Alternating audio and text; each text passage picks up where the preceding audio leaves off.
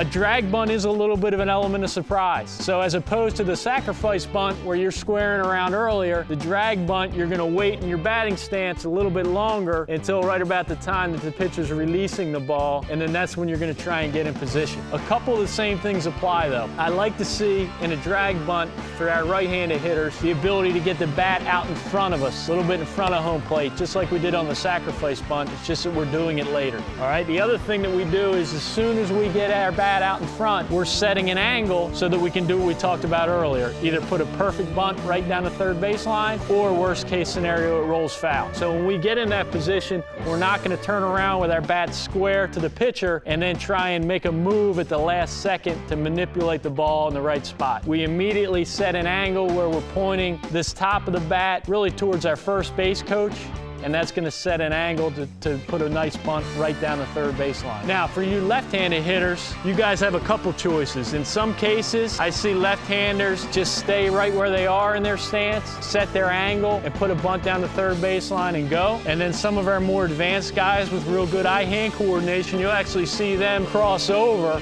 For me, I prefer to see left-handers just kind of stay in their stance and bunt the ball this way. I see them have more consistency in getting the ball down and putting it where they want it. And from both the right and left side, I like to remind our guys, let's bunt it first and then run. This is a great weapon to use to catch defenses by surprise and get yourself a base runner. And it's also a good way, like I said before, for young players to get out of a slump if they're struggling some, gain a little bit of confidence, statistically get a hit on the books, get on base again, begin to relax, and hopefully swing the bat well and have more success.